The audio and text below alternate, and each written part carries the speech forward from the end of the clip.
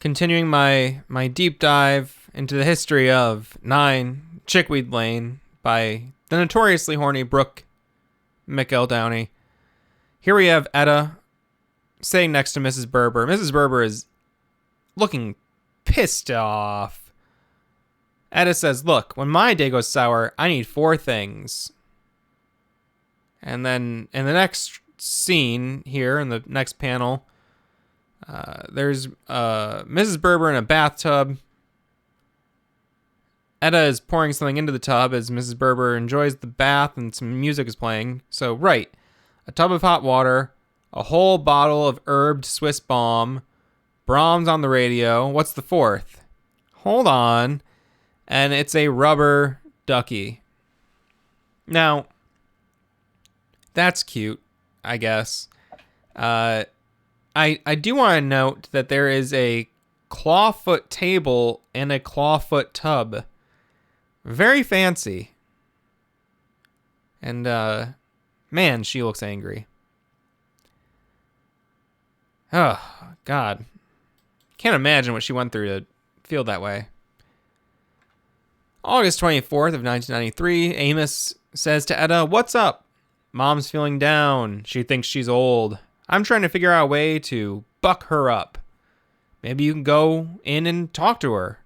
What could I say? Something to make her feel like a girl again. Oh. That's an interesting way to panel this. It'd be even more interesting if he didn't basically draw the same figure twice in a row. "Yes," says Mrs. Berber to Amos, "you've got cooties." And Mrs. Berber is not amused. So, you know, for as horny as Amos is, he's also a total goof, and you gotta love him for that. "What's wrong, Mom? You look pale." "I was just arguing with Gran, and suddenly I wished on her the most awful thing." "Oh, that's nothing.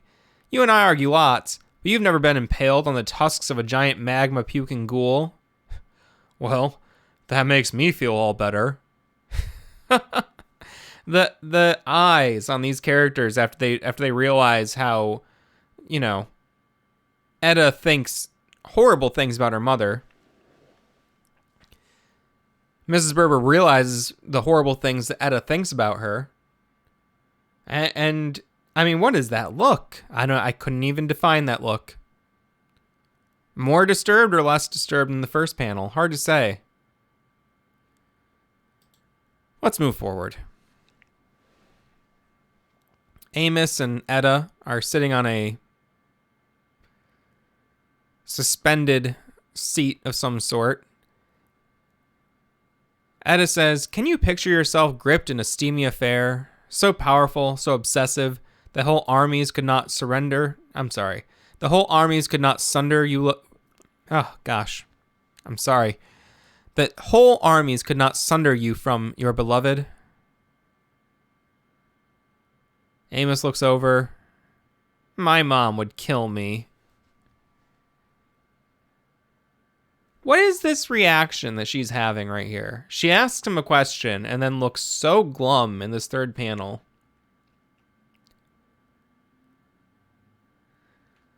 So, a steamy affair, so powerful, so obsessive, a steamy affair. Now, you could argue this is another strip that's establishing the horny structure for the 9 Chickweed Lane to come.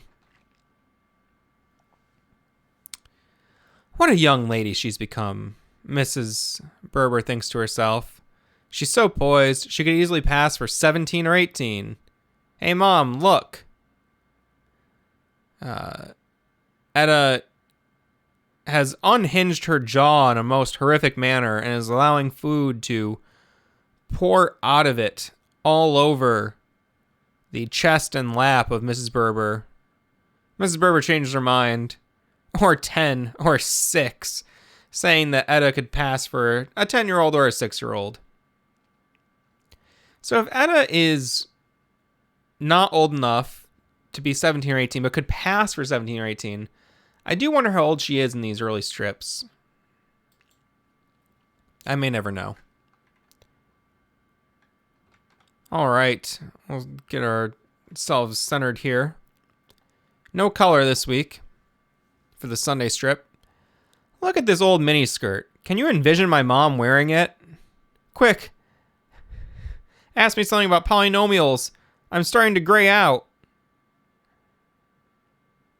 So this is one of those Sunday strips that a thing that happens sometimes is I think that they are formatted in different ways. So there will be a sort of gag strip along the top that could be cut off without interrupting the rest of the strip. Now, usually these are basically a 9-panel setup or a 9-panel equivalent with 3, 3, and 3, but in some areas they would be cut down to 6, and the 9-panel layout would be reserved for certain papers that had the room to run that. And you'll see this, I think, in some Calvin and Hobbes and some Garfield comics. If you look at the full size, they're often printed in such a way that the strips could be cut down without the story being ruined.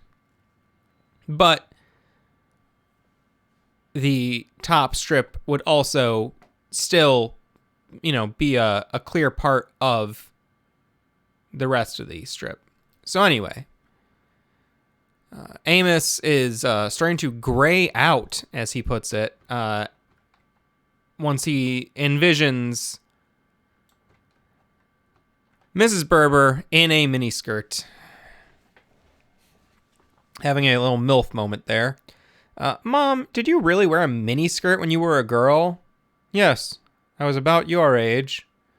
I'd never have the nerve. I have a horrible body. You're an absolutely stunning, beautiful person, Etta. Etta feels good about herself after that comment. And nice shirt. I like that shirt with the flower on it. It's simple, but it works. It's a scandal the way you lie to that child about her looks. I'm not lying. Of course you are. You're an absolutely stunning, beautiful person, Mother. So we see the way she says it with her eyes closed and everything as she walks away. She's doing it to make a dig at Gran. And if that isn't funny, then I don't know what is. Well, thanks for joining me again on this deep dive into 9 Chickweed Lane. We've been doing this for a few weeks now. We see here that Amos is impossibly horny.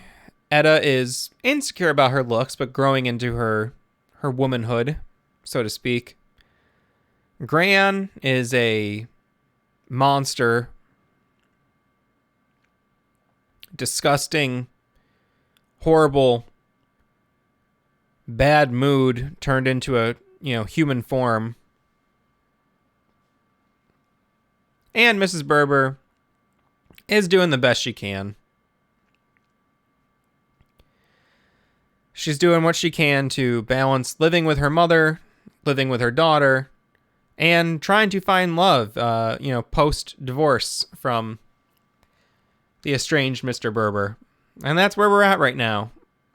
I've been going through the entire series, starting in early summer of 1993. We're at the tail end of summer now, so we'll see what the fall brings for the 9 Chickweed Lane crew as we move forward. Until that time comes, be safe out there and be kind to one another, all right? So long.